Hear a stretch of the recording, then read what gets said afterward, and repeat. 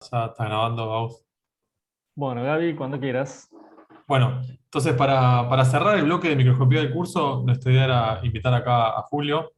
Julio es doctor en química de la Universidad de La Plata, es investigador asistente investigador adjunto del CONICET en el Centro Atómico Bariloche.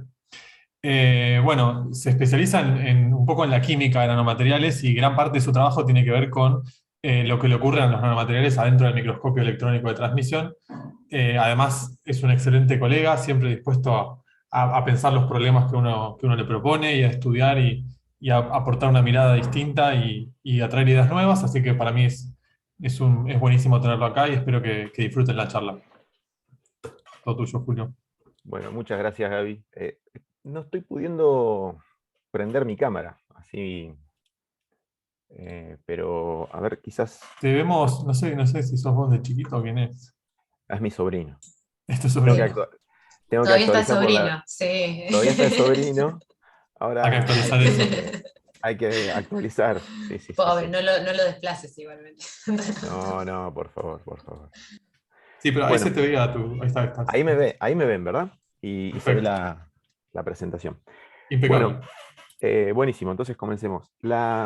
Primero quería agradecerles a ustedes por la invitación para charlar un poco de daño por irradiación en este curso. Parece que el curso es una excelente oportunidad para que la comunidad científica y sobre todo quienes están generalmente más interesados en los cursos, que son los becarios, que cuando nos tocó a nosotros estar haciendo el doctorado siempre era un tema a tratar de caracterizar nuestros materiales y muchas veces nos encontramos con que no sabíamos cuáles son las capacidades que disponemos en el país o lo mismo, qué cosas pueden hacer las técnicas. Así que me parece eh, muy interesante la propuesta de este curso.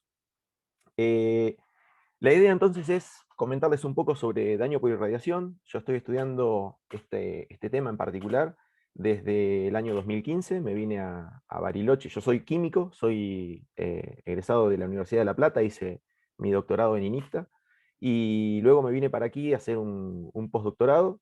Vine por como máximo 2 años y hace desde 2015 que estoy acá. Así que me gustó el tema. Encontré en la microscopía algo que no me esperaba que haya tanta química detrás. Así que la idea es comentarles un poquito con los problemas con los cuales nos podemos encontrar y cómo podemos abordarlo. Muchas veces hablar de daño por irradiación parece negativo. Daño suena a que las cosas se rompen. Entonces, una manera alternativa de nombrar esto es hablar de cambios inducidos en el material a través de la irradiación. En este caso, propiamente la irradiación de las de electrones del TEM. Para esto, les decía, hoy les comentábamos que la idea es tratar de hacer un poco interactiva la charla. Por favor, si tienen alguna pregunta, no hay ningún problema en que me interrumpan, paren, abran el micrófono y pregunten, y así lo hacemos más dinámico, cualquier cosa que no se entienda. La idea, si la clase fuera presencial, es más fácil preguntar a todo el auditorio qué les parece de cómo va avanzando o cuando sale alguna pregunta sobre un tema.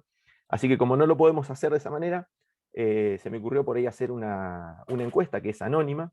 La idea es, pueden escanear este código QR o bien ingresar esa dirección que es bastante cortita. La pueden escanear con el teléfono, por ejemplo, y pueden votar. En este caso, eh, si vamos a iniciar ahí la votación, eh, como para probar, a ver si funciona, la idea es preguntarles si están de acuerdo en que hagamos preguntas.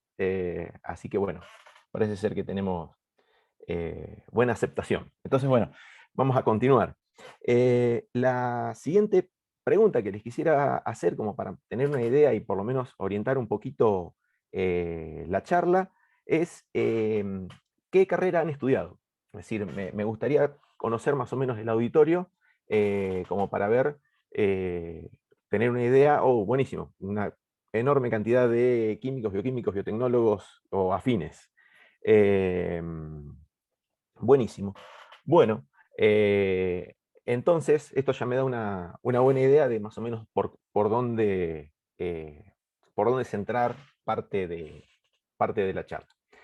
Bien, continuando entonces un poquito, voy a retomar desde un esquema similar al que estuvo usando Gabriel hoy, en el cual les comentaba respecto a las distintas interacciones que tienen el haz de electrones con la muestra y qué podemos hacer en el microscopio. En resumen, Gabriel les comentó que con los electrones dispersados elásticamente, yo puedo formar distintos tipos de imágenes. Puedo tomar un patrón de difracción, imágenes en campo claro, campo oscuro, tomar imágenes de alta resolución, y también con los electrones que tienen algún tipo de interacción inelástica, yo puedo tener distintos tipos de espectroscopía, caracterizar los rayos X que se generan, o bien analizar la pérdida de electrones. A ver, de todos modos, también ocurren un montón de fenómenos. Sabemos que esto básicamente lo podríamos englobar dentro del gran campo que podríamos llamar interacción de la radiación con la materia. Entonces van a pasar un montón de cosas. Y entre esos van a pasar distintos mecanismos de daño.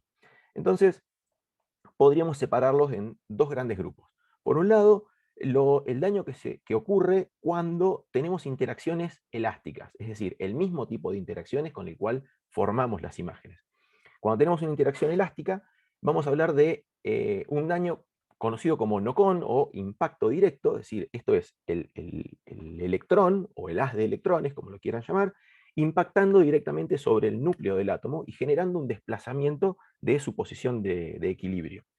Esto puede generar un daño intersticial, es decir, dentro del material, o bien si esto ocurre sobre los átomos que están en la superficie, vamos a tener algo conocido en otras técnicas, como por decir el sputtering, ¿no? Pero también podríamos tener otro montón de fenómenos de scattering inelásticos, en el cual tenemos la interacción de los electrones incidentes con los electrones de la muestra. Y esto es lo que, cuando ocurre el daño, es lo conocido generalmente como radiólisis. Y ocurren distintos procesos: calentamiento de la muestra, carga electrostática, cambios químicos, etc. Los iremos viendo. Más o menos la idea es transcurrir en la charla sobre estos puntos. Entonces, ¿por qué es interesante o necesario conocer el daño por irradiación? Bueno, porque lo que yo tengo que determinar siempre, o estar seguro, es si lo que estoy viendo, lo que estoy observando, lo que estoy determinando, es una característica propia del material que yo preparé y que estoy estudiando, o bien si es un artefacto, algo nuevo que se generó durante el proceso de caracterización. Entonces, como en general, ¿no? ¿Qué técnicas usamos para caracterizar materiales o nanomateriales? Bueno, por ejemplo, si usamos rayos X como fuente para interrogar a nuestro material, podemos usar XPS, es decir, espectroscopía de fotoemisión de emisión de fotoelectrones, absorción de rayos X, difracciones de rayos X, o bien, si uso electrones, puedo usar todo lo que estamos viendo de TEM y de SEM que les contaron Ale y Gabriel, o también, por ejemplo, espectroscopía Oye. Y de nuevo, esto es importante para saber si lo que estamos viendo es una característica de la muestra o un artefacto. Y el hecho es que, justamente como los nanomateriales sabemos que en general se comportan diferente al material masivo, es de esperar que también lo hagan frente a la irradiación. Entonces, les voy a contar un poquitito, hacer un pequeño resumen de algunos hechos históricos del daño por irradiación, algunos ejemplos. En este caso es un trabajo del año 88, en el cual sobre una grilla de carbono depositaban oro evaporado. Y lo que observaban estas personas es que cuando iba pasando el tiempo y se iba irradiando, empezaba a haber una coalescencia. Fíjense que acá, a ver, vamos a cambiar la herramienta. Fíjense que ahí se observa como que están un poquito separadas, pero luego de un tiempo, fíjense que va creciendo como un cuello entre medio de las dos partículas y se hace cada vez más grande, ¿no? Entonces, eran una forma de informar los daños que generaba el haz de electrones. Este trabajo para mí es impresionante, porque fíjense, en este caso, lo que observan acá es nubes de átomos de oro. Estas son nanopartículas de oro, la superficie de unas nanopartículas de oro, vista de canto, por supuesto, en el cual observan estas pequeñas, que lo que está marcado con las flechitas, que se lo atribuyen a que son átomos de oro que están saliendo del material. Es decir, de hecho los llaman, fíjense, como nubes de átomos fuera de la superficie. Lo interesante de esto, me parece interesante de resaltar, es el microscopio que usaron. Este microscopio, fíjense que esto está relacionado con los que le comentaba a Gabriel hace unos días respecto a la resolución. Fíjense que tiene ese microscopio tenía un coeficiente de aberración esférico bastante grande. Es decir, no era muy bueno para hacer alta resolución, pero lo compensaban aumentando el voltaje. Generalmente uno está acostumbrado a operar a 200 kV y en este caso estaban operando a 350 para tener mayor resolución. Lo interesante de esto es que en esa época no había cámaras CCD y observen que usaban una cámara de televisión solamente con 512 por 512 píxeles. Eh, la mayoría de las cámaras hoy en día son al menos de 2K por 2K. Y una cámara CCD directamente, con lo cual tenemos un montón de información. Pasando a otra cosa, en este caso es un ejemplo muy interesante. Es una muestra, es un trabajo en el cual los investigadores pusieron un tiolato de oro, es decir, no había nanopartículas, pusieron un polímero que tenía oro y moléculas de tiol, y al ser irradiado por el haz de electrones, se observan la aparición de nanopartículas de oro, es decir, las partículas se generaban dentro del microscopio, ni bien uno estaba comenzando a irradiar. Entonces, motivado en parte por todo esto, fue donde comencé mi postdoctorado. Esto que les estoy mostrando acá es una imagen típica tomada en una magnificación media, luego de haber hecho unas imágenes en alta resolución. Esto que está marcado acá en esta zona verde, fueron las zonas donde estuvimos tomando imágenes de alta resolución. Se puede notar que las nanopartículas fuera de esa zona verde, es decir, de esa zona ya irradiada, están bastante homogéneamente distribuidas, son bastante monodispersas. Sin embargo, dentro de esa zona ya irradiada, se ven partículas mucho más grandes, bastante deformes, y eso es producto de que las partículas coalescen luego de ser irradiadas. Entonces, me parece interesante mostrarles tomar en cuenta estas características. La corriente usual que uno trabaja, estas no son ninguna condiciones exóticas, ¿no? Es una condición súper normal de operación del microscopio.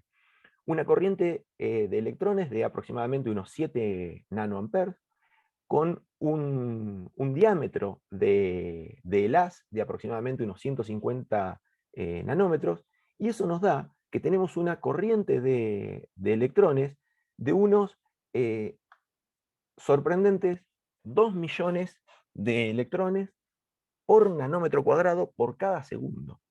Es decir, es mucho. Por lo menos a mí, cuando lo vi, me pareció un montón.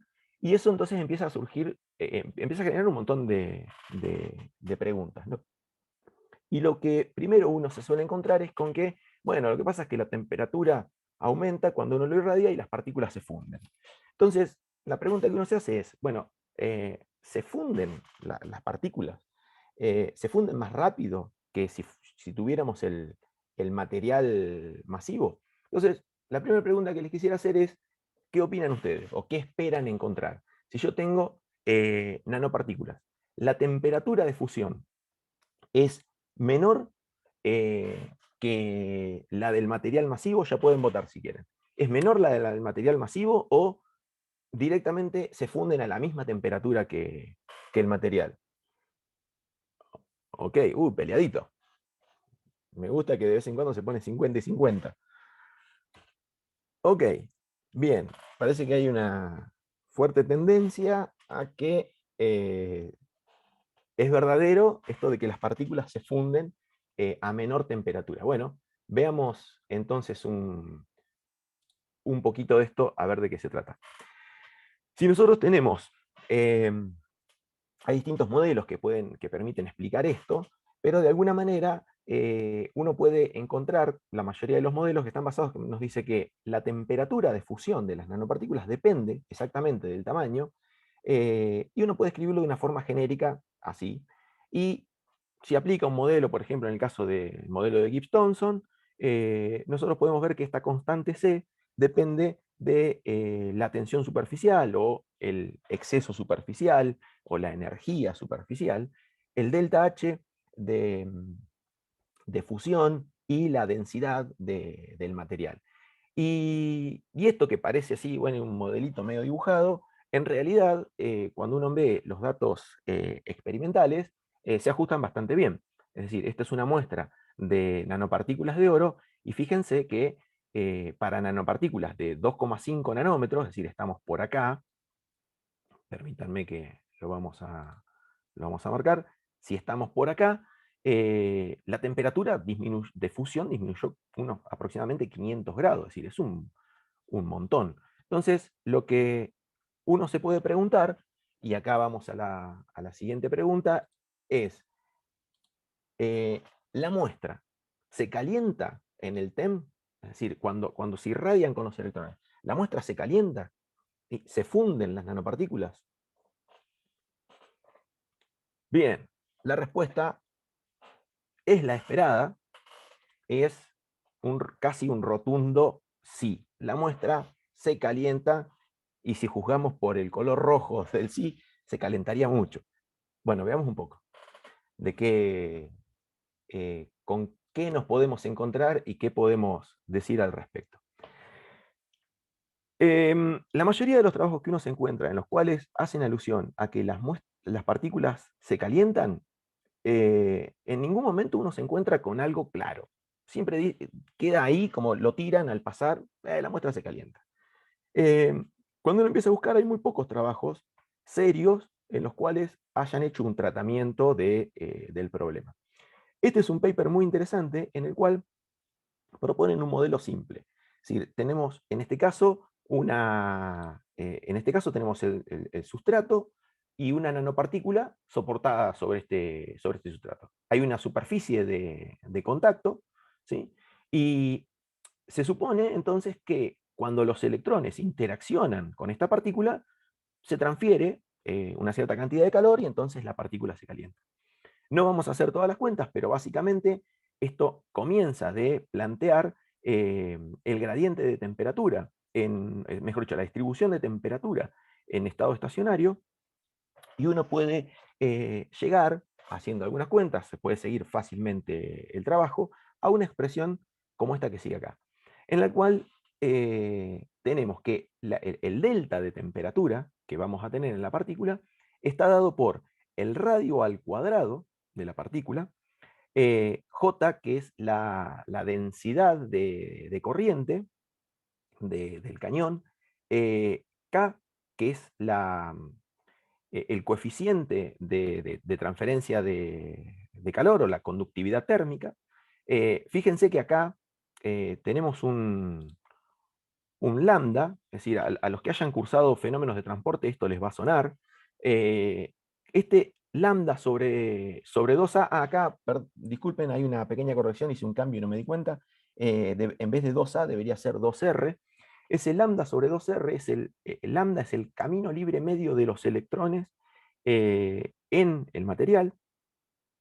Y esto se parece a las ecuaciones de transferencia de energía por colisión.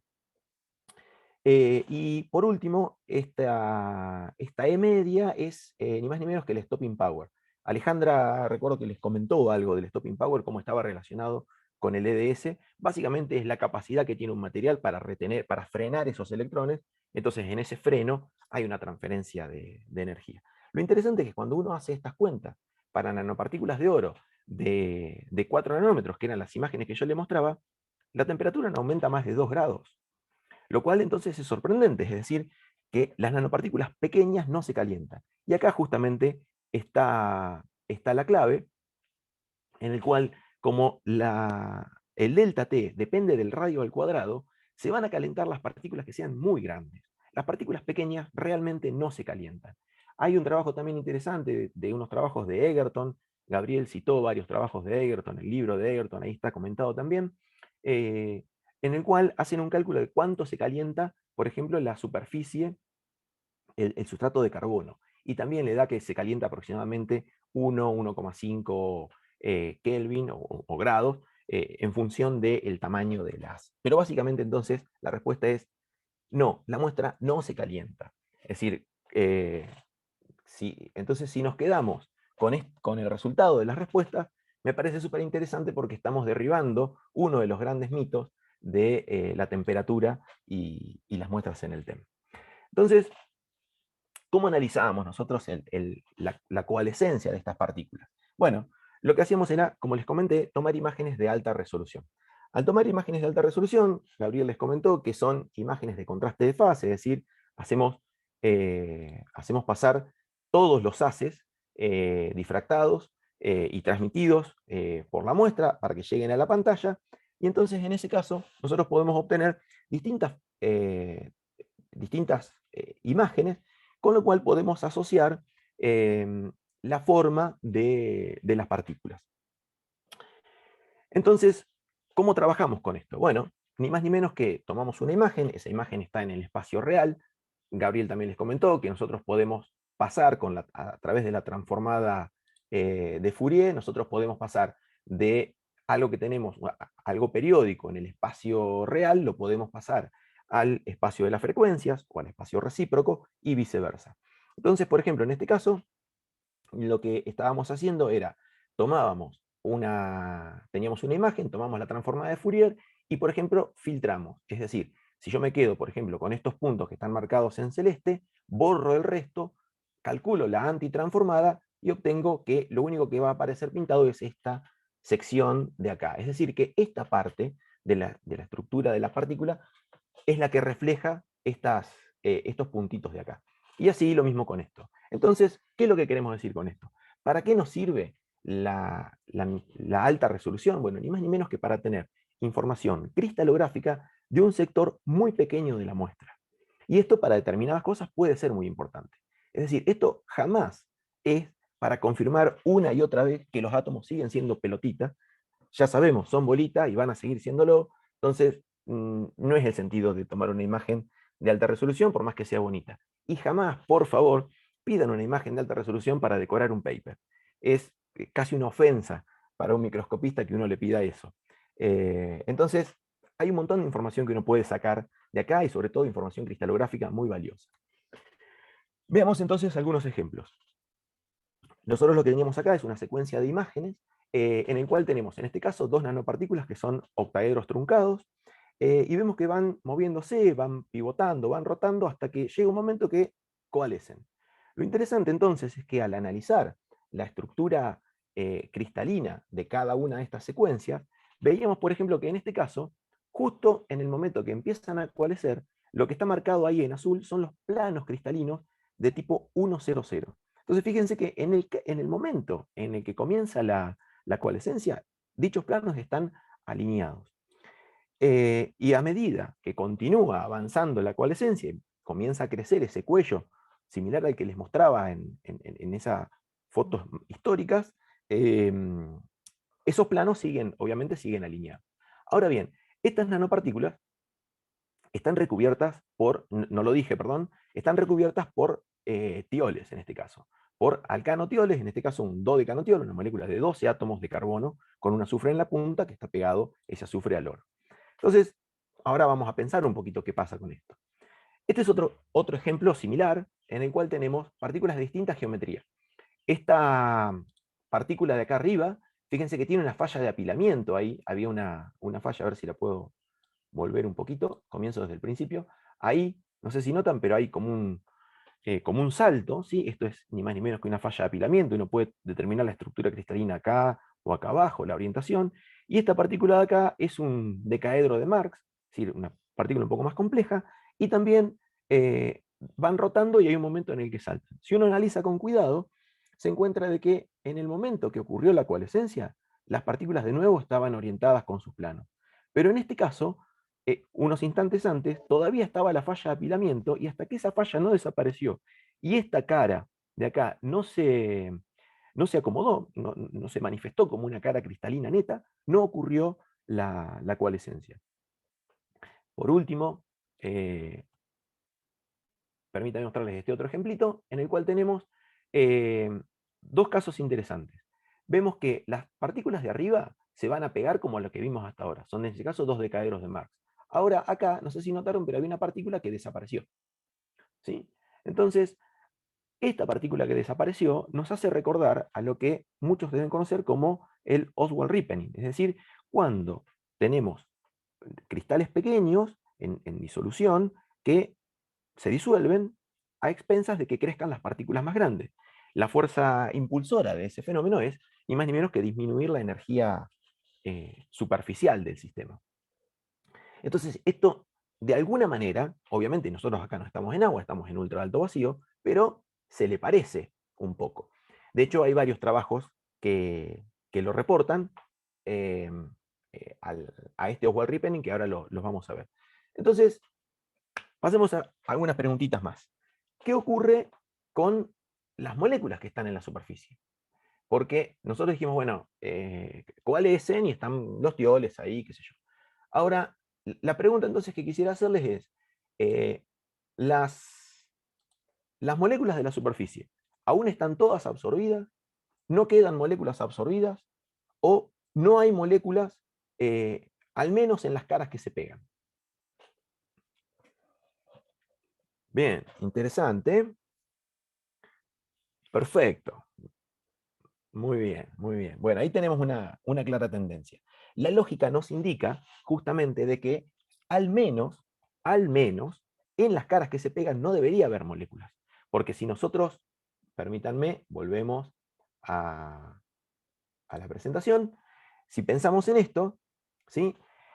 Sí, lo que nos permite explicar el hecho de que se pegan preferentemente por una cara y no por la otra, siempre se pegan por la 100, es que de alguna manera las caras 100 pareciera ser como que se descubren antes y las 111 están de alguna manera recubiertas aún. De todos modos, eso no deja de ser una especulación. ¿Por qué? Porque no podemos ver las moléculas individuales en el TEM. Es decir, no tenemos la resolución necesaria como para ver ese fenómeno. ¿Sí? Eso lo estamos viendo, como recuerden lo que les comentó Gabriel, al tener una imagen en alta resolución, es por diferencia de fase, por lo tanto, necesitamos una estructura repetida, necesitamos un cristal. Este caso es interesante y me gustaba mostrárselo, es un trabajo del grupo, en colaboración del grupo de José Yacamán, es un investigador, un microscopista muy reconocido, y el grupo de Marcelo Mariscal, de acá de Córdoba, que ellos son expertos en cálculos moleculares, en dinámica molecular y en cálculos de primeros principios. Lo interesante de este trabajo es que ellos vieron que las nanopartículas, no sé si llegan a verlo ahí, este caso son imágenes tomadas en STEM, en modo HADF, es decir, en dispersión a alto ángulo, y se ven unos puntitos blancos. Recuerden, en HADF nosotros tenemos sensibilidad en Z, es decir, sensibilidad en el número atómico. Y entonces, si seguimos mirando, se observa que hay algunos puntitos como por ejemplo en ese caso, ahí en el centro, volando entre medio de dos partículas de distinto tamaño. Eso entonces, según el contraste de fase que tenemos, el contraste de grises que tenemos acá, nos indicaría que aparentemente serían átomos de oro.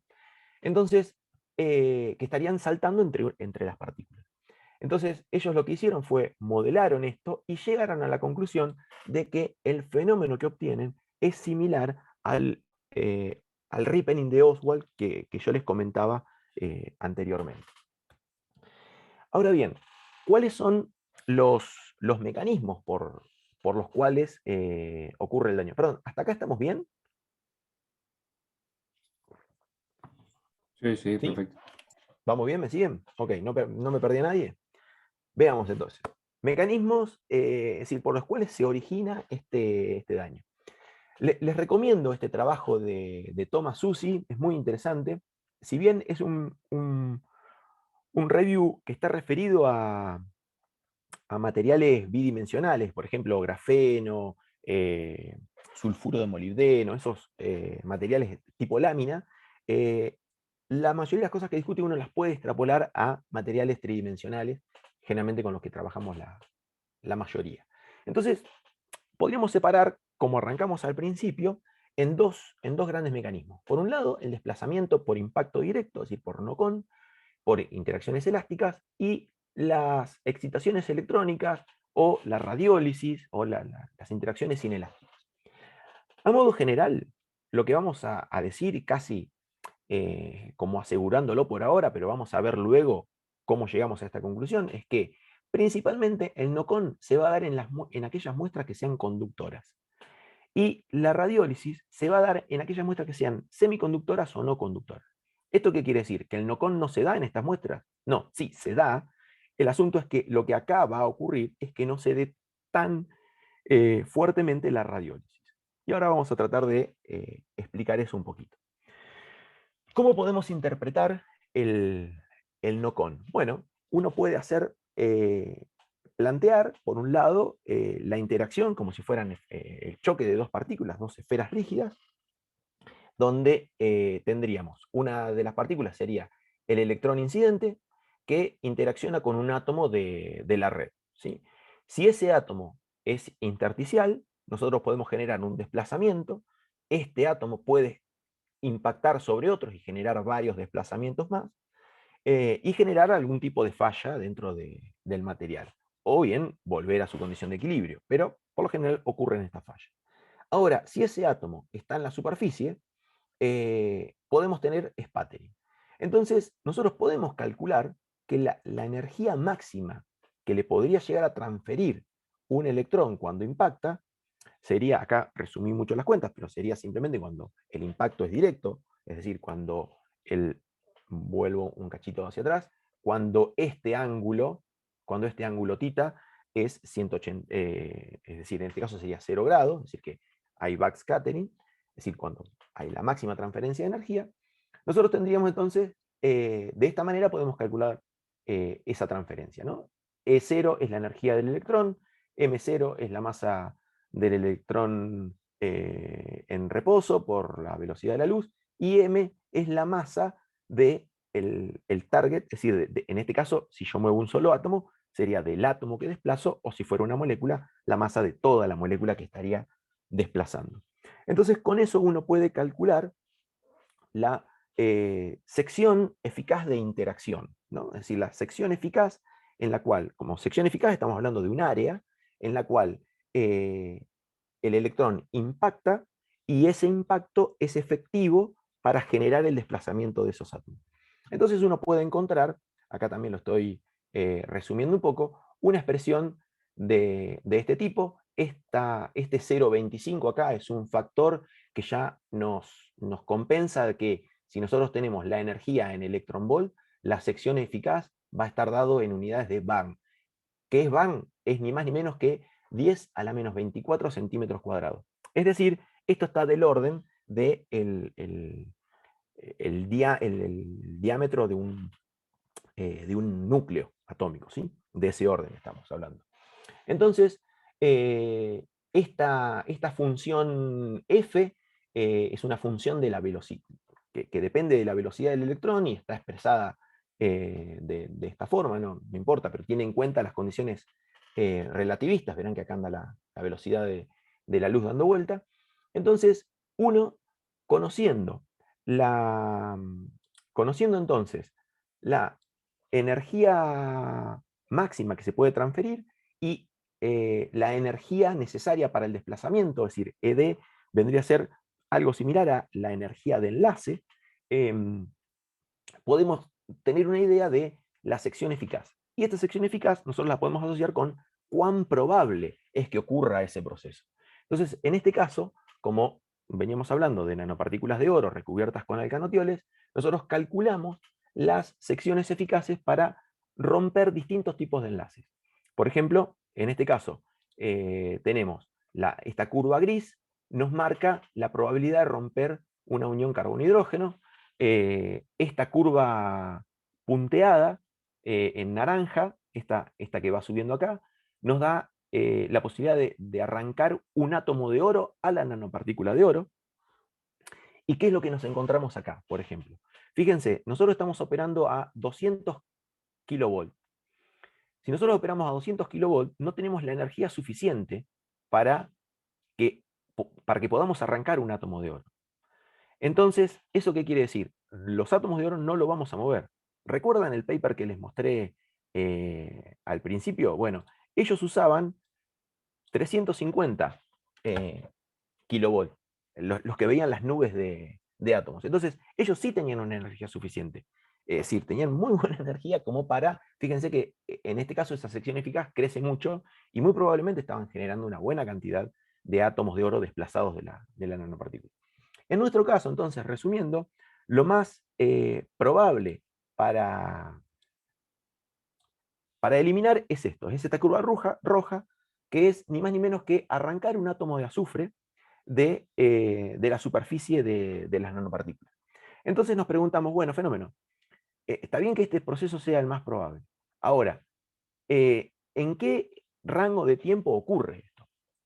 Bueno, si nosotros podemos calcular el número de eventos, lo podemos calcular multiplicando el tiempo en el cual estamos irradiando por la corriente, la densidad, perdón, de electrones y la sección eficaz. Entonces, despejamos de acá, tomamos como n igual a 1, despejamos t, y obtenemos que tendríamos un desplazamiento de estos cada 18 minutos. Me olvidé decirles, perdón, pero las secuencias esas de imágenes que les estuve mostrando, todas andaban aproximadamente dentro de los 8 o 12 minutos. ¿Sí? Entonces, en 8 o 12 minutos, las partículas coalescen. Pero acá esta cuenta me dice que yo tardo unos 18 minutos de irradiación con estas condiciones para volar una molécula. Entonces, este proceso es como que no sería demasiado probable. Entonces, justamente, descartamos la probabilidad de que ocurra este desplazamiento por no con. Entonces, pasemos un poquito a la radiólisis. ¿Qué es lo que ocurre con la radiólisis? Bueno, vamos a arrancar al revés. ¿Qué es lo que ocurre con el no-con? El no-con es lo que los físicos llamarían el caballo esférico sin roce al cual le cortaron las orejas para disminuir la fricción con el viento. Es decir, esto lo puedo modelar. Arrancamos diciendo que partíamos de una interacción de esferas rígidas. Esto se me complicó. Esto no es tan fácil de modelar. De hecho, aún hoy en día no contamos con una descripción teórica adecuada para comprender todos los fenómenos que ocurren dentro de lo que llamamos radiólisis. ¿Por qué? Porque cuando tenemos interacciones inelásticas, vamos a generar un montón de cosas. Por ejemplo, excitación de fonones, es decir, vibración de las moléculas o de la red cristalina, excitación de plasmones, ionización de la muestra, excitaciones electrónicas, captura electrónica, explosión culómbica, es decir, un montón de cosas que van a estar pasando que no son tan fáciles de modelar. Por ejemplo, una cosa que se puede más o menos aproximar es una sección eficaz de radiólisis basada en la ionización. Entonces, esto es, si yo tomo la ecuación de ionización de Bethe de forma relativista, sería todo esto que está acá sin multiplicar por este último factor. Esto lo podemos aplicar bien, pero para altas energías. Cuando nosotros estamos a 200, 100 y pico o menos electronvolt, esta fórmula empieza a dar algunos problemas. Entonces, pero de todos modos, más o menos se ajusta. Sin embargo, no es que describe perfectamente lo que ocurre con la radiólisis. Pero veamos estos casos interesantes. Este factor que está acá al final es simplemente un factor de proporción que lo que me dice es, bueno, ¿cuán probable es que un evento de ionización contribuya a la ruptura de un enlace? Porque si se acuerdan, cuando arrancamos con ese esquema similar al que nos había mostrado Gabriel de las interacciones, que formamos imágenes, generábamos espectros y demás, es decir, ¿todas las interacciones generan daño? No, absolutamente no. Es decir, algunas sí y otras no. La mayoría no va a generar daño. Ahora entonces, esto lo que nos dice es cuán probable es que cuando ocurre un evento de ionización, se rompa un enlace. Y los resultados que tenemos son, para los químicos, más o menos obvios. Es decir, por ejemplo, en el caso de los silicatos, este factor es de 10 a la menos 4. En cambio, por ejemplo, para los haluros es del orden de 0,1. Es decir, es mucho más fácil por irradiación con electrones volar un fluoruro, cloruro, bromuro que un oxígeno. ¿Está bien? Eso más o menos es lo que quiero que se lleven de este caso. Por ejemplo, una sal se va a dañar mucho más fácil que un óxido. ¿Sí? Eso es más o menos como a regla general nos podríamos quedar con esto que estamos viendo por ahora. Ahora bien, hay algo más, además de la ionización. Es decir, estamos acá, la ionización es solamente este punto. ¿Qué hacemos con todo el resto? Bueno, nos vamos a quedar, vamos a centrarnos en la excitación electrónica y la captura electrónica. Veamos. Como les decía, hasta lo que hablamos hasta ahora, la mayoría de las cosas uno las encuentra en trabajos de microscopía. Ahora bien, hay un montón de información respecto a, sobre todo en el caso de moléculas o sólidos moleculares, un montón de información respecto a interacción con la radiación que provienen de otras áreas que no son la microscopía. Por ejemplo, hay un montón de información en lo que se conoce como astroquímica, es decir, gente que se dedica a estudiar cuáles son los cambios químicos que ocurren en, no sé, un asteroide por la irradiación de el viento solar, por ejemplo. O bien los fenómenos que ocurren en la atmósfera, es decir, cómo la irradiación cósmica genera cambios en las moléculas de la atmósfera. Es decir, hay un montonazo de información que provienen de otras áreas, en las cuales nos tenemos que nutrir también. Entonces, en este caso, es un trabajo muy interesante, se los recomiendo, en el cual se centran en la interacción con los electrones de baja energía. Y ustedes dirán, bueno, pero si estamos con 200 keV, es decir, 200 kiloelectronvolt, los electrones pasan rapidísimo. Eso no es baja energía. Bueno, depende. Comparado con, por ejemplo, un electrón que proviene de la radiación beta, que tiene de una desintegración nuclear, que tiene del orden de varios megaelectronvolt, podríamos considerar los electrones lentos. Pero aún, cuando hablamos realmente de electrones lentos, estamos hablando de, por ejemplo, electrones secundarios. Alejandra les estuvo comentando ya sobre los electrones secundarios y cómo los usábamos, por ejemplo, en el SEM para generar imágenes. Vamos a ver acá cómo nos dan problemas y nos generan daño. ¿Qué podemos decir? ¿Cómo podemos pensar entonces un evento de daño? Si nosotros tenemos un electrón que es lento, puede interaccionar, supongamos acá con una molécula, lo captura, ¿sí? en algún orbital vacío, lo captura, y hay digamos, acá esto puede o no entrar en resonancia, entonces este proceso va a tener un cierto tiempo de vida.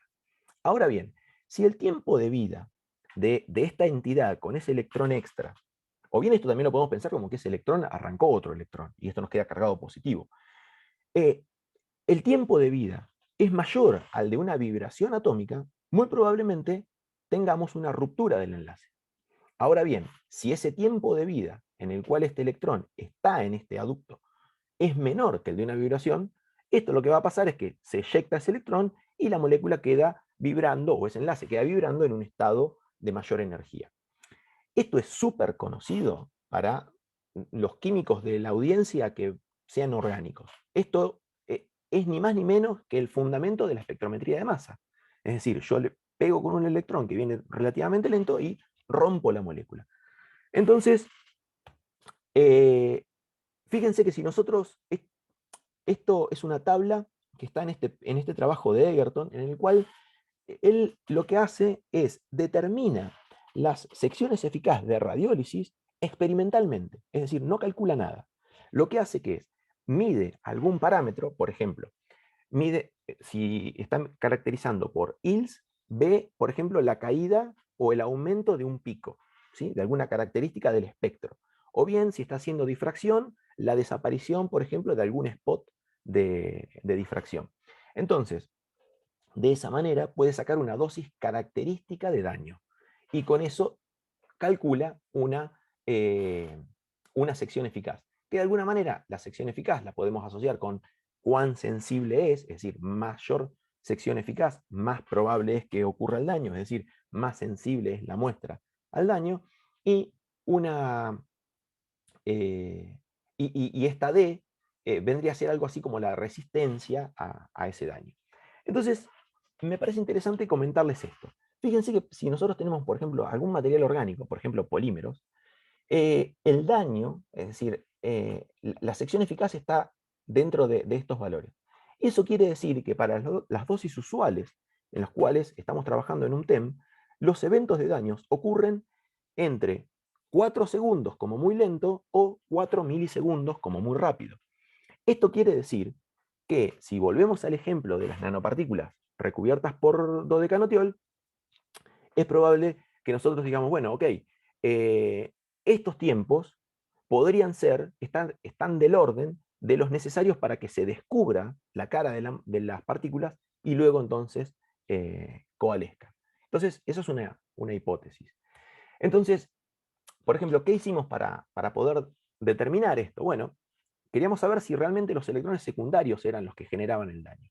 Entonces, pasamos a otra técnica que no tiene nada que ver con el TEM, y es el XPS. Pusimos una muestra de nanopartículas, también pusimos monocristales con los tioles, y lo que hacíamos era, por un lado, irradiábamos la muestra con un cañón de electrones, podíamos variar la energía, y medíamos con rayos X y obteníamos información de la composición química de la muestra. En este caso son espectros de azufre, en el cual este espectro que se ve acá es de una muestra sin irradiar, es decir, sin irradiar con electrones, y esta muestra es luego de haberla irradiado. Entonces, fíjense que esta especie roja, que corresponde a los tiolatos, es decir, al azufre unido al oro, es mayoritaria, mientras que luego de haber irradiado, la especie mayoritaria es la verde, que corresponde a los átomos de azufre fisisorbidos, es decir, ya no unidos al oro.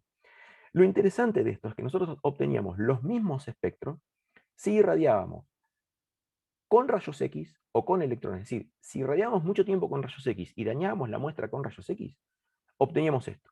Si irradiábamos con electrones, obteníamos esto. Si cambiábamos la energía de los electrones con los que irradiábamos, obteníamos esto. Es decir, siempre estábamos generando lo mismo. ¿Y eso por qué es? Bueno, cuando generamos algún tipo de interacción de la radiación con la materia, generalmente se va a generar una enorme cantidad, y esto, vuelvo a insistir con esto, una enorme cantidad de electrones secundarios. Fíjense, por ejemplo, esto de abajo es un espectro de XPS. Generalmente uno cuando analiza se queda con esta partecita. ¿Sí? Uno analiza solo esta parte. Fíjense todo lo otro que estoy descartando. Nunca lo mido a esto. Entonces, acá tengo un montón de electrones de muy baja energía que van a estar interaccionando con la muestra. Estos electrones tienen una energía que van del orden de, como les comentó Alejandra también, menores a los 50 electronvolt. Insisto una vez más, para aquellos que hagan espectrometría de masa, sabrán que los espectrómetros de impacto electrónico, generalmente uno ajusta el potencial de aceleración de los electrones del orden de los 10 electronvolt. ¿Por qué? Porque sé que ahí rompo todo. Entonces, yo acá estoy sin querer generando un montón de esos electrones que me van a romper todo. Entonces, tengo que prestarle atención a ese daño. Ahora bien, la pregunta es, fenómeno, pero en el TEM, ¿se generan muchos electrones secundarios? Bueno, uno puede tener una idea de el rendimiento de generación de electrones secundarios.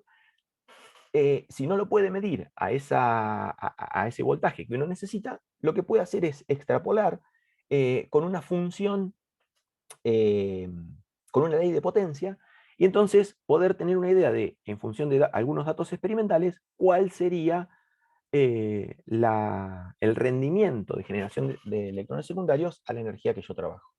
En este caso, por ejemplo, si tenemos, como decíamos, ¿no? Inicialmente, 2 millones de electrones por nanómetro cuadrado por segundo de electrones incidentes de 200 kiloelectronvolt, vamos a estar generando del orden de 2000, insisto, 2000 electrones por segundo por cada nanómetro cuadrado. Para mí sigue siendo un montonazo. Es decir, Calculen que por nanómetro cuadrado tenemos aproximadamente del orden de 6, 8 moléculas, no mucho más. Entonces, imagínense que la cantidad de interacciones que estamos generando es bastante grande, ¿no? Entonces, bien, dando de alguna manera este marco general, me gustaría aflojar un poco el cuenterío. Perdón, ¿hasta acá estamos bien? ¿Me siguieron más o menos? ¿Alguna duda? ¿Alguna pregunta?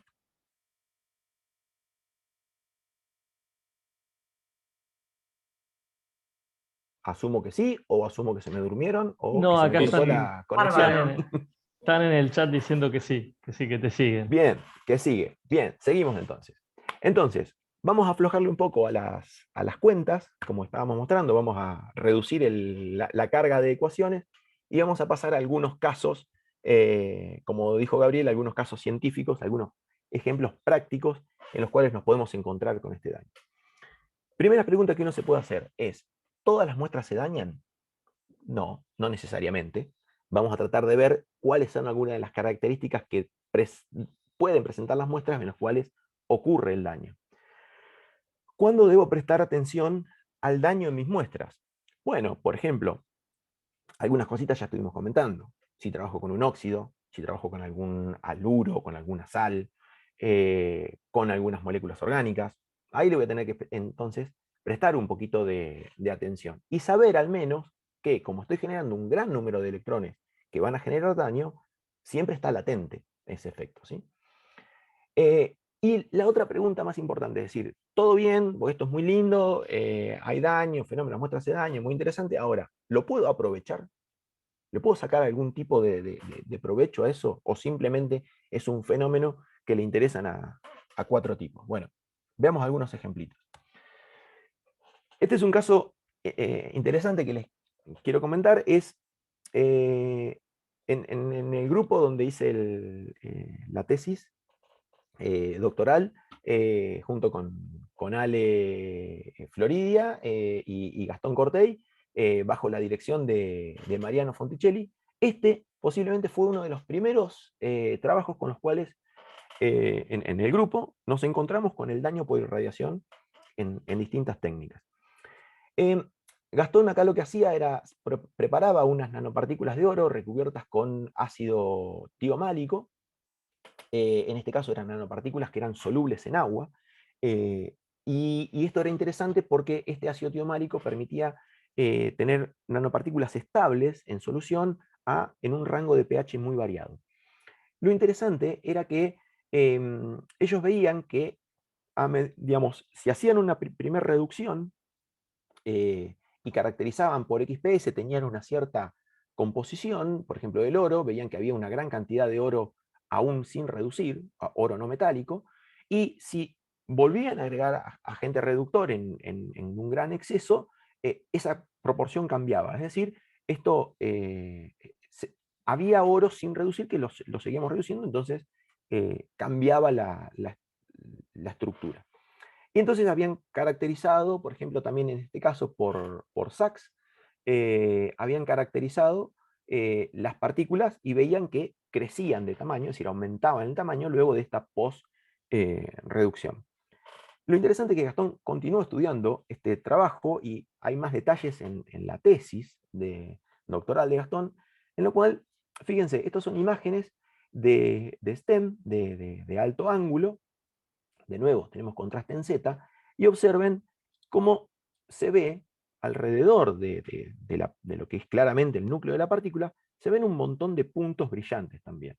Es decir, esto cerraba con la idea de que las nanopartículas tenían eran tipo core shell, es decir, tenían un carozo de metálico y toda una capa de tiolato de oro sin reducir.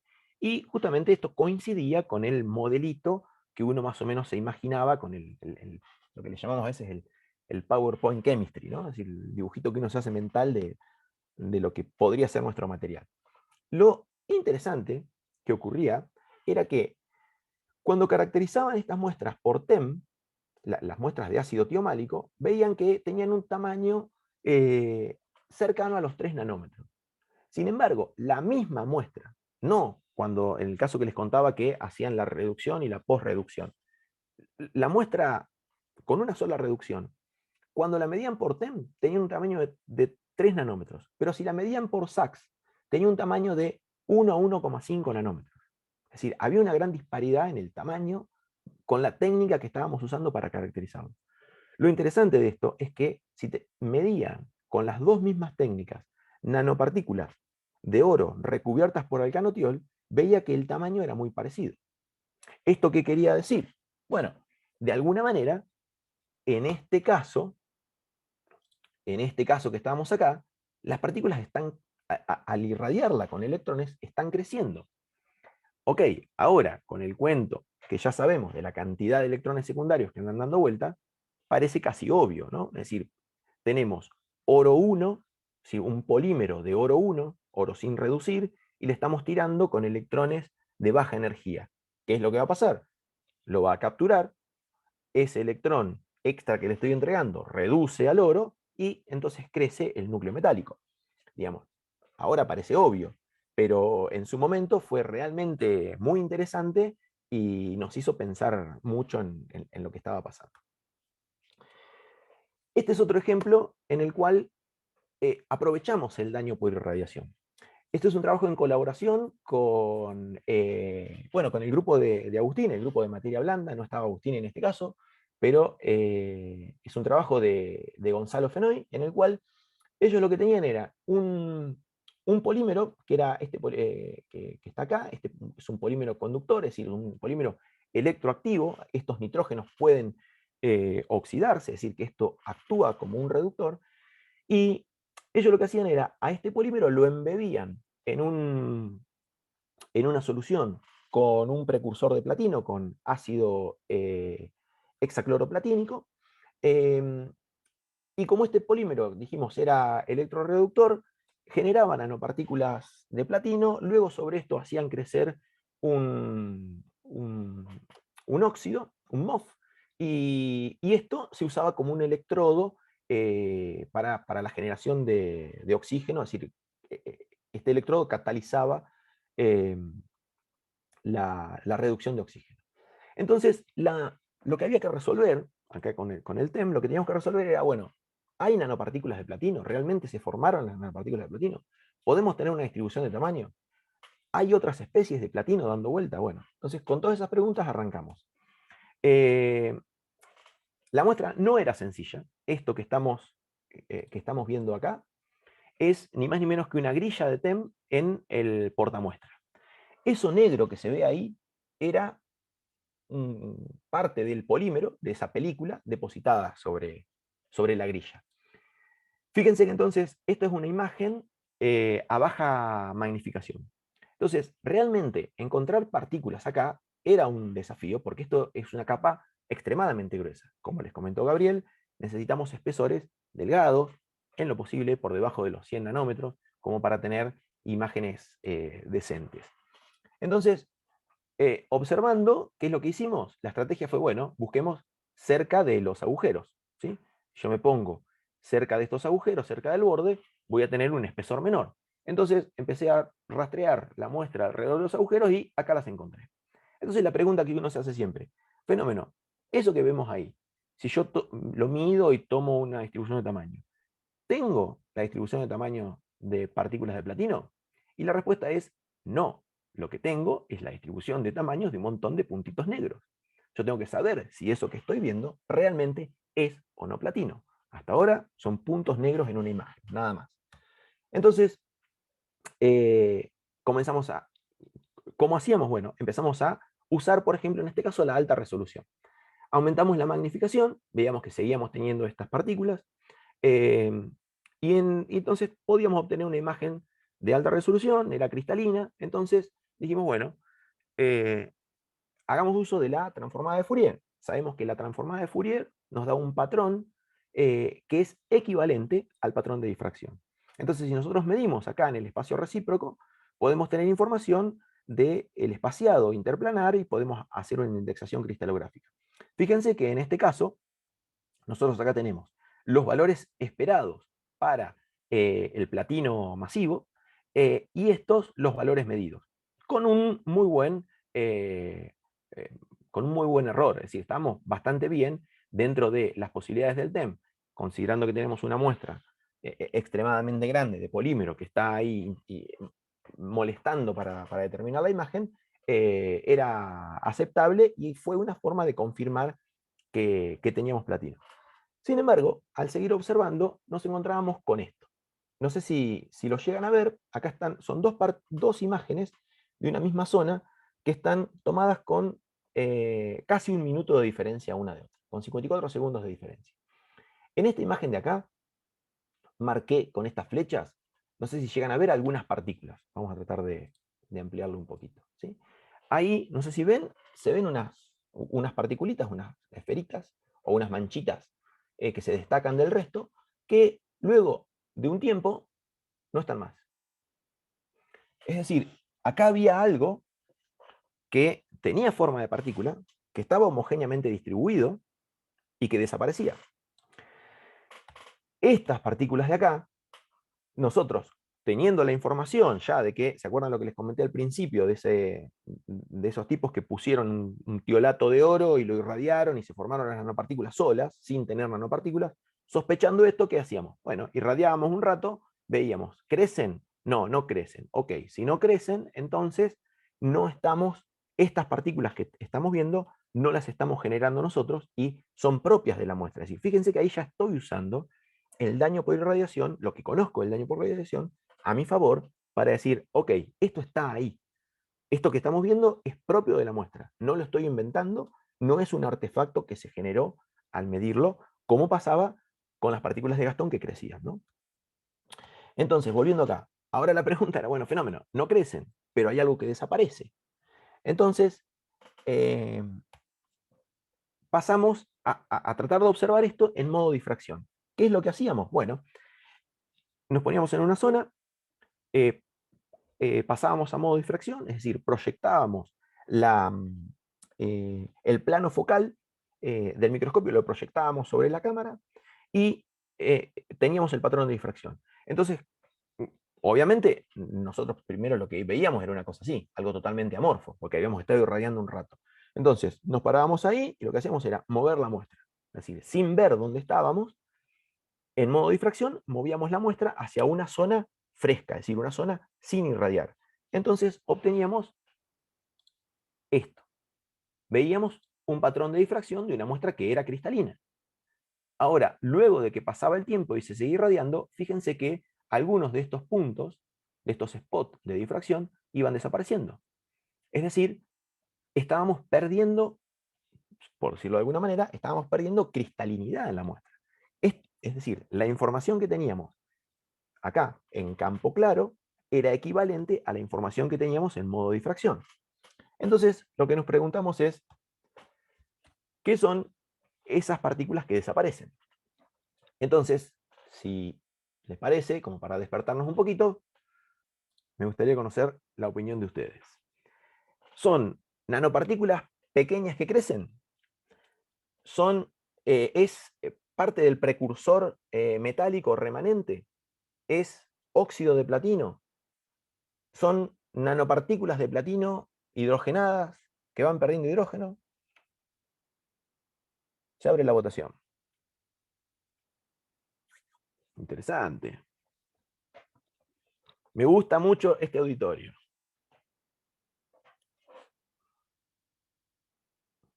Muy bien. Bueno, acá tenemos una...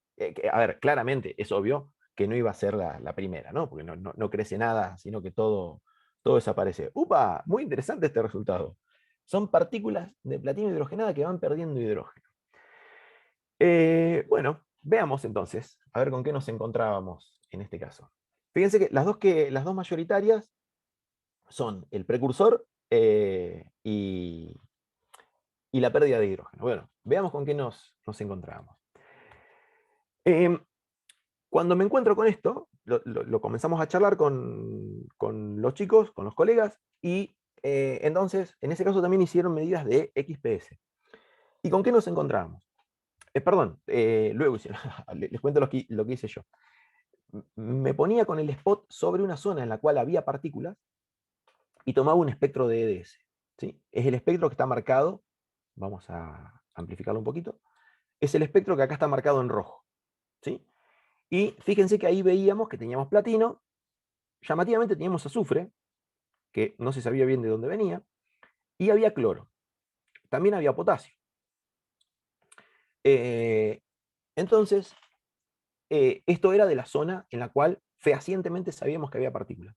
Lo interesante es que si poníamos el haz en una zona donde sabíamos que no había nanopartículas metálicas, obteníamos el espectro azul. Fíjense que es prácticamente muy parecido al, al espectro rojo. ¿Esto qué quiere decir? Que en esta zona azul también hay platino. Hay platino distribuido por ahí. Entonces, ahora sí viene lo del XPS. Los chicos hicieron XPS de esa lámina y lo que de una lámina equivalente, ¿no? Y lo que se encontraron es algo interesante en el cual esto, como la lámina estaba soportada sobre un sustrato de oro, también observaban el pico de oro, pero no le prestemos atención. Lo que ellos observaban era el espectro negro. ¿Sí? Ese espectro negro, fíjense que hay una envolvente grande, ¿no? Es decir, bastante dispersa. Si esto fuera platino cero, lo que deberíamos obtener es un espectro como el que está marcado ahí en verde. Picos similares a los que tenemos ahí para el oro metálico. Entonces, ¿esto qué nos indicaba? Que teníamos, en ese caso, platino cero, es decir, platino metálico, más alguna especie de platino con un estado de oxidación mayor. Es decir, acá comprobábamos que muy probablemente, entonces, al tener el cloro acá dando vuelta, esto correspondía a, perdón, si vamos acá a las preguntas, correspondía principalmente a la opción 2. ¿Sí? Fíjese, habían empatado. Esto correspondía ni más ni menos que a la opción 2. Es decir, eran muy probablemente partículas del precursor metálico que estallaban.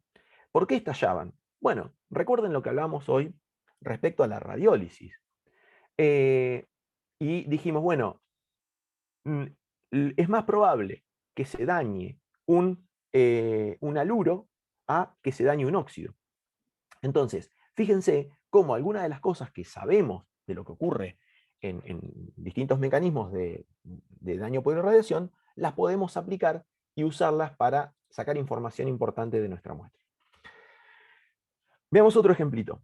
En este caso, perdón, tenemos, ya estaríamos cerrando, ¿no? Hasta las 6 teníamos, ¿no, chicos? Sí, hasta las 6, Julio. Bien, entonces vamos a meterle un poquito de pata. En este caso eran unas partículas de platino y plata soportadas sobre era un catalizador, soportados sobre unas esferas de poliuretano y tenían unas proteínas por ahí que todo esto constituía un catalizador. Entonces, nada, esto es lo típico, había que determinar distribución de tamaños, orientación de esas partículas y demás. Hasta acá todo muy lindo, de nuevo, teníamos estas partículas de platino y de plata. Los primeros dos ejemplos son de platino, los otros son de plata. Lo interesante es que cuando observábamos las partículas de platino, no sé si se llega a notar, porque el platino siempre es bastante difícil de observar, sobre todo cuando tengo nanopartículas pequeñas. Fíjense que acá claramente se observa que hay distintas estructuras de las partículas, pero no sé si notan que los planos cristalinos están orientados de las dos partículas. Es raro. Es decir, acá ocurrió algo. Entonces, lo interesante es que cuando tomábamos imágenes, tomábamos patrones de difracción, pueden notar cómo esos patrones de difracción aumentaban la cantidad de spot. Es decir, a diferencia del anterior, que desaparecía la cristalinidad, en este caso aumentaba la cristalinidad. ¿Sí? Entonces, la muestra se iba haciendo cada vez más cristalina a medida que la irradiábamos. Entonces, acá podríamos preguntar una pregunta similar, es decir, ¿qué es lo que hace que estas partículas sean más cristalinas? Es decir, son partículas pequeñas que crecen, tenemos precursor remanente, ¿Es óxido o son partículas hidrogenadas que van perdiendo hidrógeno?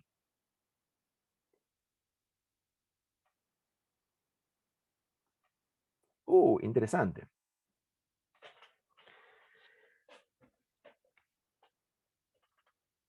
Bien, un dato, no les mostré las imágenes de baja magnificación, no lo dije. Perdón, esa mala mía, puede ser capciosa la pregunta. No aumentaban tanto de tamaño, cuanto mucho podían llegar a coalescer. Está bien la opción de que aumentan un poco de tamaño, porque vemos que al tener, en este caso, los planos cristalinos orientados en ambas partículas, esto claramente pasó de ser partículas pequeñas a una partícula más grande. Entonces, esa opción la primera es correcta. Ahora, ¿por qué es que se van haciendo más cristalinas? Si antes no lo eran.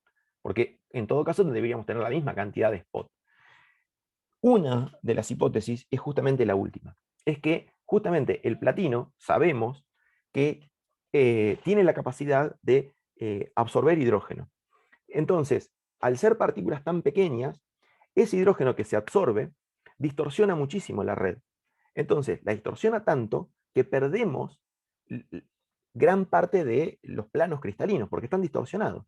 Ahora, al ir eliminando esos hidrógenos, se reestructura la partícula y vemos que nos van quedando mayor cantidad de planos cristalinos. Y esto quisiera comentarles este caso porque muy probablemente sean partículas con las cuales muchos de ustedes trabajen. Y yo lo titularía esto como, no solo es un problema muy común, sino que es el eterno problema de las nanopartículas de plata. Esta, por ejemplo, fíjense, son unas muestras de nanopartículas de plata que tenían pectina. En este caso, tenían quitosano. Observen que en este caso se ven como estructuras cuadradas. ¿Sí? Se ve más o menos algo rectangular ahí, hay unas cosas medias poco esperables para la plata. Lo mismo en estas partículas de quitosano. Fíjense que incluso estas partículas, luego de estar irradiadas, notan ahí que se generó como un plano recto ahí y una parte que desapareció. Entonces, de nuevo, ¿qué ocurre si yo tomo el tamaño de estas partículas? Y digo, bueno, fenómeno, tengo el tamaño de estas partículas, obtengo la distribución y estas son mis nanopartículas de plata. Esto no es plata. Es decir, algo está pasando acá. Entonces, pregunta, ¿qué es lo que cambia? ¿Es solo plata con diferente estructura? ¿Es cloruro de plata? ¿Es óxido de plata o algún óxido? Ok, interesante.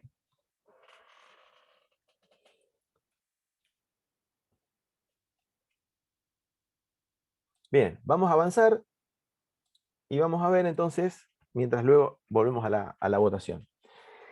Este es un trabajo que tomé al azar de la literatura, en el cual usaban algo similar. Por ejemplo, en este caso, eran partículas que también estaban sintetizadas con quitosano. Lo interesante es que, bueno, uno obtiene, fíjense que acá también, estos muchachos tenían esas estructuras más o menos cuadradas, ahí que se ven, ¿ven? Esa partícula ahí en el centro, se ve media como cuadradita. Lo interesante es que muestran un espectro de EDS. Noten, por favor, que solo están marcados en este espectro de EDS los picos que importan. Y lo interesante es que las deducciones de este trabajo están hechas en función del tamaño de las partículas de plata. Ahora, hay muchos más picos acá. Hay un montón de picos que no están indexados. Entonces, uno podría preguntarse, bueno, ¿qué es este pico que está ahí en arriba de 2,5? Bueno, si uno va a la tabla y se fija, es un pico enorme, enorme de cloruro. Entonces, ¿qué es lo que ocurre? Muchas veces uno se encuentra con con muestras preparadas con quitosano, almidón, celulosa, bacterias, biomasa, hasta yerba mate, he visto. Es decir, son todos productos, la mayoría naturales. O bien preparados, por ejemplo, el quitosano, se extrae de la quitina, de la quitina del caparazón de los langostinos, está acetilado, eso hay que hidrolizarlo y demás. Entonces, hay distintos tipos de hidrólisis, la puedo hacer en forma ácida o en forma básica. Entonces, en esta síntesis, por lo general, la cantidad de estas sustancias respecto a la cantidad de plata es abismalmente grande. En relación molar, como si les dijera del orden de más de 100 a 1 en algunos casos. Por lo tanto, muchas veces uno dice, bueno, pero ¿tuviste en cuenta, cuando uno habla con los colegas con los cuales nos mandan estas muestras, dice, ¿tuviste en cuenta que no tenga cloruro? No, no, pero no tiene. ¿Pero tiene o no tiene? No, casi no tiene. Bueno, ese casi no tiene hace que tengamos esto que está acá. Es decir, la gran mayoría de las nanopartículas de plata, si uno no tiene cuidado, van a estar contaminadas con cloruro de plata. Y permítanme mostrarles este ejemplo interesante. Esta es una muestra de quitosano. Esto está filmado con el celular desde la pantalla del monitor, porque nuestras cámaras no nos permiten grabar video, solo nos permiten tomar imágenes. Notarán ahí que hay una cosa que se va moviendo, ¿sí? Como si estuviera viva la partícula. Entonces, uno está tentado a pensar de que esos son burbujas de cloro, del cloruro de plata. Y van a ver que esta estructura que está acá, ¿sí? Esto que está acá también va cambiando, esto es plata metálica y va cambiando. Ahí notaron que esto se movió, y se movió como si fuera, parece como si estuviera líquido, y entonces uno está convencido de que eso es gas que anda ahí dando vuelta.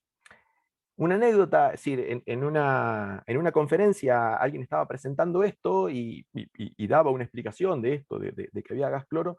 Entonces yo le pregunto si no habían considerado el daño por irradiación, y que como esta imagen está en campo claro, si no teníamos cambios en la estructura local, nos cambiaba el contraste. Bueno, tuvimos una discusión acalorada y veamos qué podemos saber de esto, qué podemos decir. No nos olvidemos que cuando estamos viendo imágenes en el TEM, estamos haciendo una proyección. Nunca vamos a ver la superficie.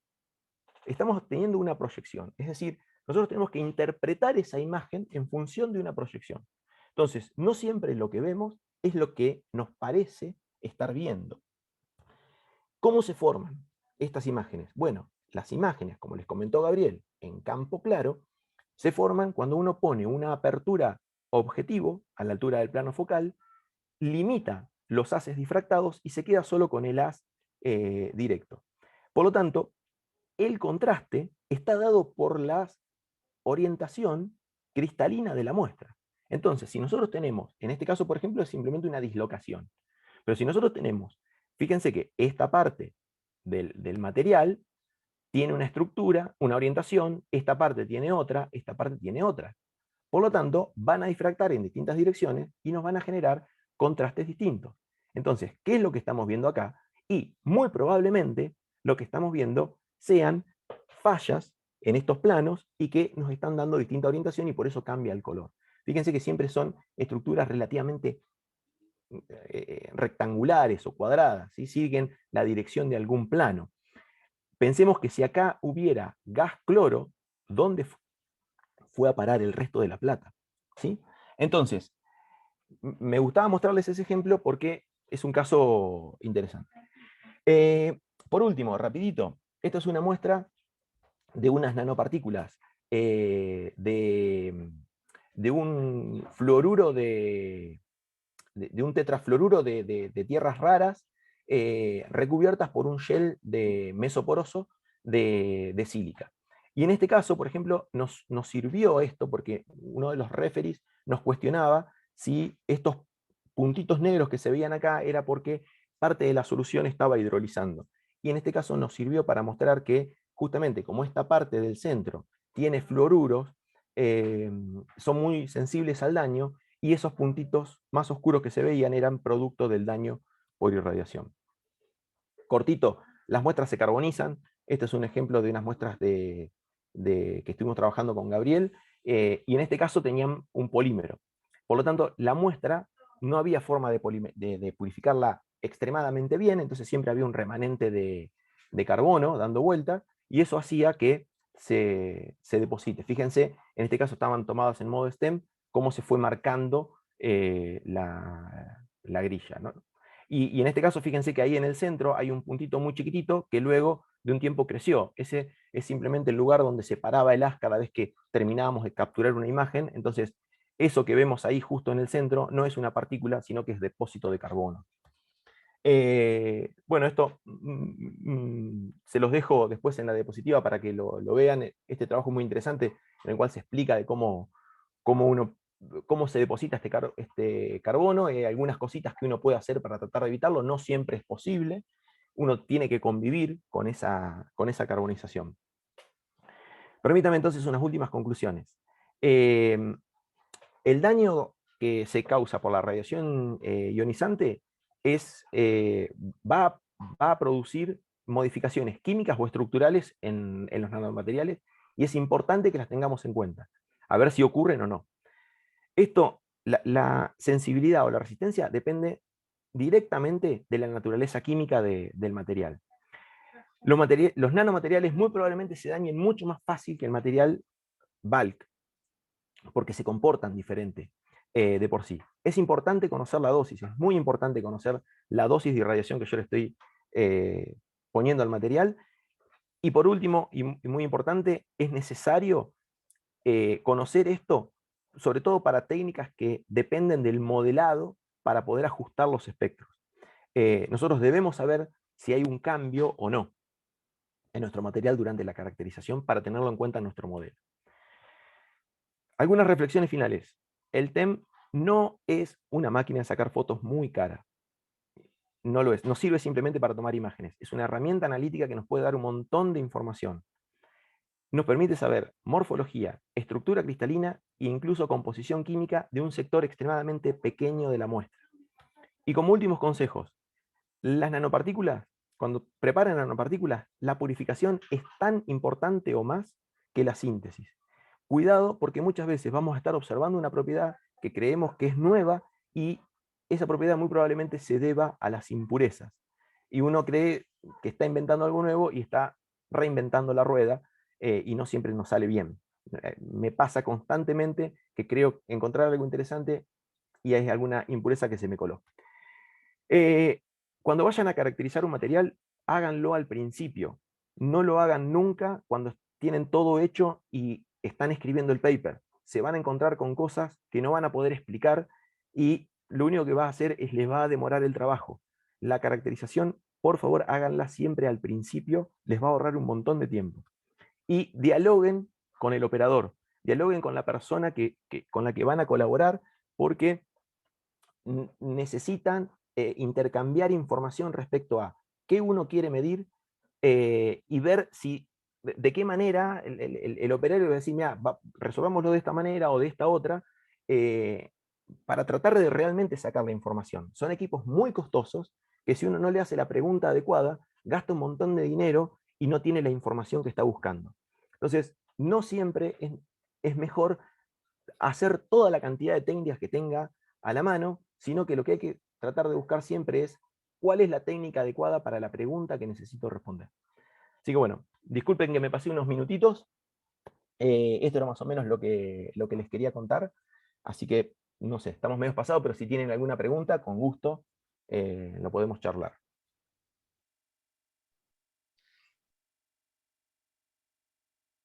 Sí, bueno, Julio, muchísimas gracias. No, por favor. Sí, acá. Gabriel tiene la mano levantada. Sí, Gabriel tiene la mano adelantada. Yo también tengo algunas preguntas, pero. No. Era un aplauso, pero sí, vale, además. Un aplauso. No vi. Sí, si hay aplausos. Tenemos acá, claro, la reacción de aplauso o la de mano levantada. Pero si tienen alguna pregunta, Sí. estaría bueno que aprovechemos. Bueno, mientras, tengo una pregunta, Julio. ¿Por qué Diga.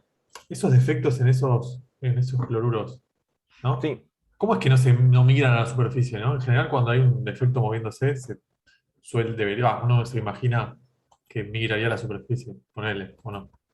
sí, es que muy probablemente, es que muy probablemente migra a la superficie, seguro.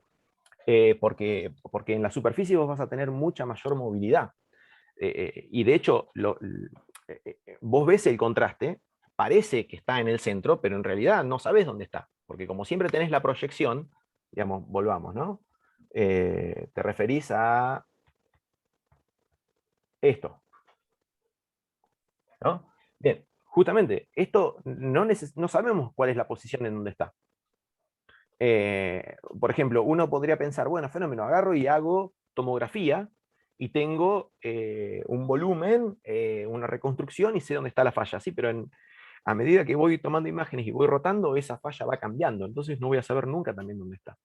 Esto uno tiene que convivir con esto y no va a saber dónde está. Pero en este caso, más allá de eso, lo importante es ver que eh, tener en cuenta que si no tengo forma de evitar esto cuando preparo mi material, bueno, considerarlo cuando saque las conclusiones del comportamiento y no considere únicamente el tamaño de las partículas. Muchas veces tengo que convivir con esto y no tengo manera de escaparme. Pero entonces mi material es nanopartículas de plata con cloruro de plata, no nanopartículas de plata solo. No es grave, es simplemente, ¿no? Entonces, tengo que tenerlo en cuenta solo para analizar las propiedades macroscópicas cuando haga algún otro tipo de medida y las quiera correlacionar. Julio, bueno, Súper interesante. acá en el chat están diciendo que la charla estuvo muy buena. Bueno, gracias. Y yo te quería hacer una consulta así vos decías el tema de la temperatura y mostrabas cómo en Sí, realidad para nanopartículas chicas era muy poco el delta T causado. sí. Esto es una pregunta, no sé si es correcta, pero ¿hay alguien que haya tratado de medir ese cambio de temperatura? Ya, sí. Hay, a ver, indirectamente. Lo que sí hemos visto un trabajo serio y bien ejecutado, en el cual lo que estudiaban era la, la coalescencia y a la vez la sublimación del oro Mm. calentando el material. Es decir, con un portamuestra en el cual nos permite operar sobre la muestra, es decir, un portamuestra que tiene un calentador. Entonces, uno podía ver, ahí es interesante porque se ven que los efectos que se tienen son diferentes si uno simplemente irradia o calienta directamente. Eh, lo, que, lo que va a ocurrir, por ejemplo, es que cuando uno tiene nanopartículas grandes, ¿sí? Por ejemplo, los triángulos estos que mostraba, los triángulos Sí. de oro, por ejemplo, que mostraba Gabriel. Yo lo he visto, por ejemplo, con triángulos de plata. Pero justamente son metales que tienen, sus átomos en la superficie tienen mucha movilidad. Entonces, hay un trabajo muy interesante también del grupo de Jacquemin, en el que les mostraba hoy del STEM, en el cual ven cómo los átomos en un canto, ¿no? Es decir, en un borde, cómo se va reestructurando propiamente debido a la irradiación. Y van apareciendo y desapareciendo escalones debido a la difusión superficial de átomos. Y ahí no siempre sabes a qué se debe el efecto. Si es, digamos, o cuál realmente es el origen, si se calienta o no se calienta. Es un tema difícil de tratar, de alguna Sí, es manera. como que siempre, o sea, inclusive una o sea, los portamuestras refrigerados, Ah, muchas sí, veces se dice que es para contrarrestar el calentamiento de la muestra por el haz. Y quizás... Sí, eh, bien, es un punto, gracias, lo que diste en el clavo. En esos trabajos de Egerton que cité ahí, hace una discusión muy interesante en la cual el tipo muestra que si vos usás un portamuestras refrigerado, por ejemplo, de Cryotem, en realidad vos no evitás el daño, evitás la pérdida de material, que es distinto. claro. Sí, Por sí, ejemplo, vos sí perdés cristalinidad en la muestra, pero no se te va. ¿Sí? Por claro. ejemplo, supongamos, ¿qué es lo que veríamos en este caso? En este caso, ¿sí? ¿Qué es lo que veríamos? Que la partícula sigue estando, sigue estando con esta forma, con esta morfología, pero si miro el patrón de difracción, seguramente me desaparecieron un montón de reflexiones. ¿Sí? Claro. Conservo la forma, pero rompí todo. Y de hecho lo que dice es, si uno trabaja con un material orgánico, luego de dejar de refrigerar, en ese momento ocurre la desorción masiva, la pérdida Claro. masiva de material. Sí, me da la impresión de que todo lo que sean efectos secundarios que dependan de la difusión, bueno, los vas a prevenir Claro, con el... exacto, sí, sí, sí. pero Sí, sí. después no, después ya está. O sea, Sí. una vez que sacaste la... Tendrías que enfriar mucho, eh, te diría que por debajo de nitrógeno líquido, como para evitar las vibraciones moleculares, que a la larga son las que te importan. Porque el Claro, enlace lo vas a romper. Posiblemente lo que evitas, como vos decís, es la difusión luego de un fragmento más grande. claro. Sí. ¿Puedo hacer una pregunta? Por supuesto. Julio, seguro que ya lo dijiste, pero como recomendación, o sea, algo dijiste, pero necesito que me lo vuelvas a decir. Sí. Cuando vemos algo raro que no esperábamos o algo por ahí que nos da un poco de dudas, la recomendación es medirte,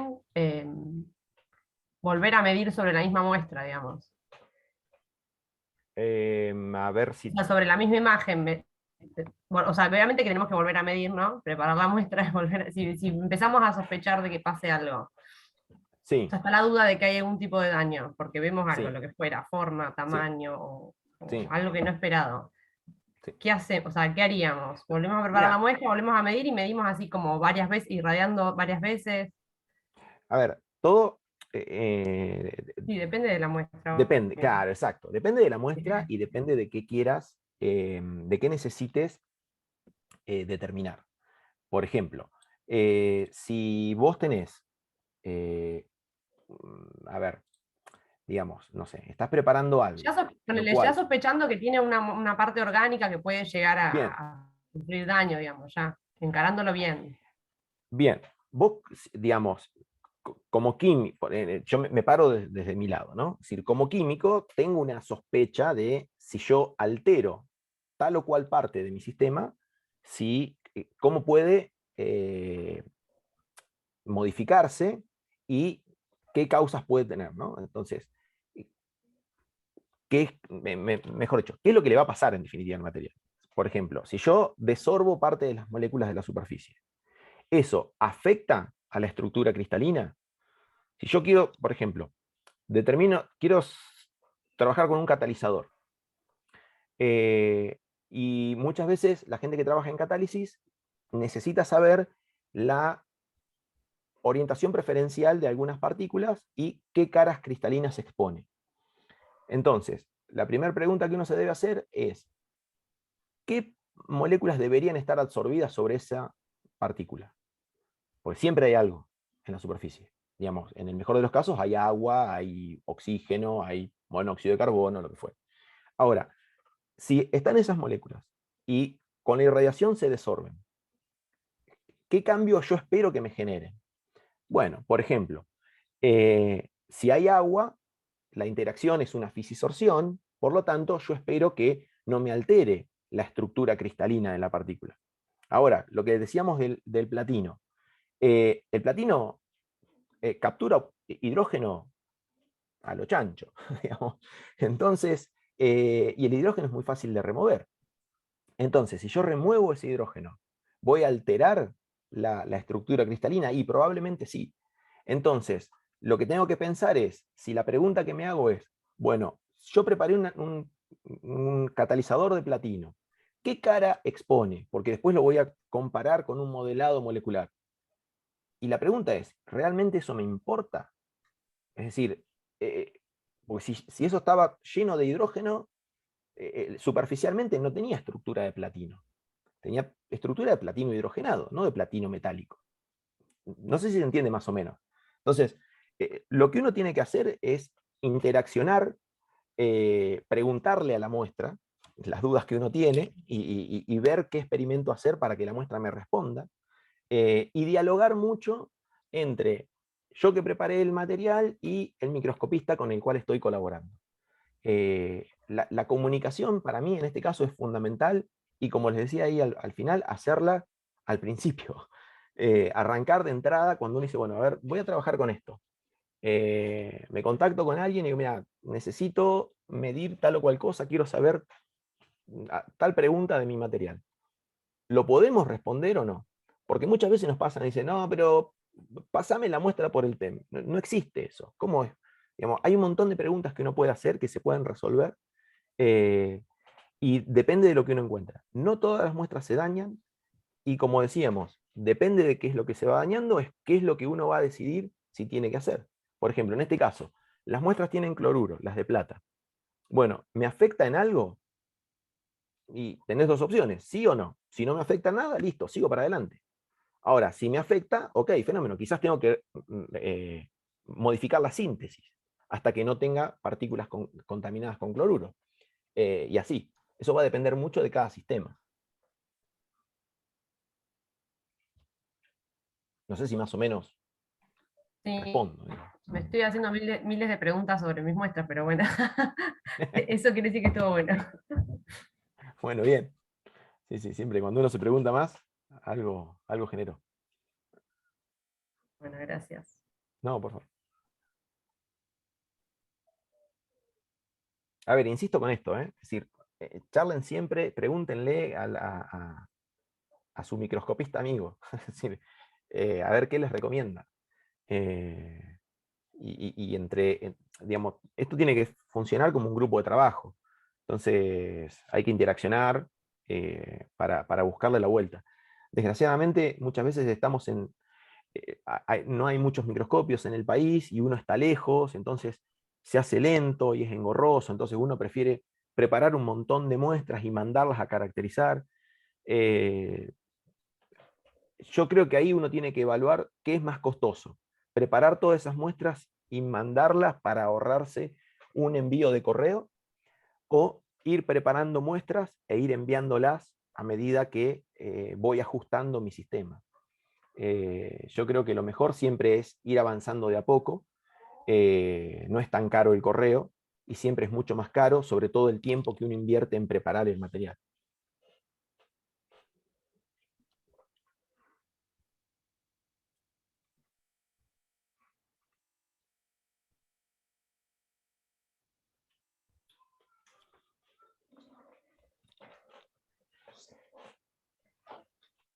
Bueno, no sé si hay por ahí alguna pregunta más, o si ya la gente quiere ir Es rápido a tomar una viernes. cerveza. Yo creo que sí.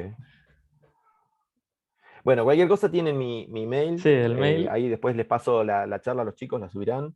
Ahí tienen mi mail, me pueden escribir dudas, lo podemos contactar, sugerir. No somos de la escuela de los que cobran peaje por medir. Eh, Muchas veces, la mayoría de las veces, incluso le hemos recomendado que nuestros microscopios quizás no son los más adecuados, y les recomendamos con qué otros grupos contactarse, porque tienen más experiencia en tal o cual tema. Entonces, eso es fundamental también, la experiencia que uno tenga en conocer esos sistemas. Por ejemplo, la gente que trabaja con polímeros Hoy en día hay un TEM en Mar del Plata, en el INTEMA, y bueno, yo creo que es el lugar indicado, ¿no? Porque es un grupo que tiene una experiencia enorme con polímeros. Entonces, yo creo que si alguien trabaja con polímeros y alguna otra cosa, el lugar adecuado es ese. Eh, entonces, acá tenemos, digamos, lo bueno también es que los distintos microscopios del país tienen distintas características y se han ido comprando así como para ir complementándose. Acá tenemos gran capacidad para hacer alta resolución y, y en este caso ahora poder hacer ILS, que es lo último que le estuvo contando Gabriel. En su momento teníamos una buena capacidad para hacer EDS. Hoy en día, claramente, el lugar indicado para hacer EDS es ITEC, por las características del microscopio. Entonces, eso yo creo que también es fundamental, tratar de buscar y charlar con la gente a ver qué es lo que más me conviene en función de, sobre todo siempre lo mismo, ¿qué pregunta es la que quiero responder?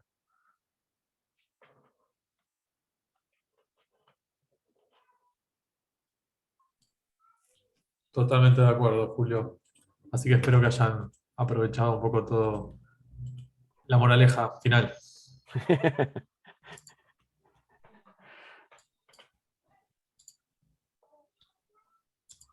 Así que bueno, entonces podemos ir cerrando y el martes, entonces Agus, el martes a las 2 debatimos brevemente el cuestionario, ¿verdad? Sí, el martes a las 2 debatimos brevemente el cuestionario de ustedes y empezamos eh, con interacción de rayos X con la materia y SACS. Buenísimo. Así que bueno, van a ser, la semana que viene ya pasamos a más técnicas de rayos X y la que sigue a técnicas con luz. Así que ya nos apartamos un poco de las microscopías electrónicas y este, entra Team Rayos X. Bien ahí, allí estaremos. Che, bueno, Julio, tenés el link, todas las charlas que Las quieras voy a seguir. aparecer, bienvenido. Bien, gracias. Bueno, gente, me parece Bueno, que si no hay más muchas gracias por la preguntas, invitación. no, por favor, gracias por la charla. Gracias por la charla, por favor. Ya, bueno, chicos, ya está, se pueden ir. A los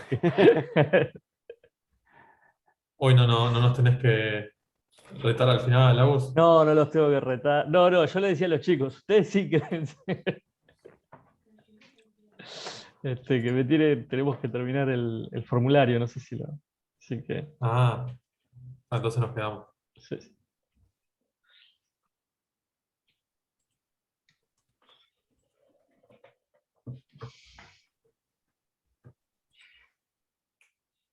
Voy acá a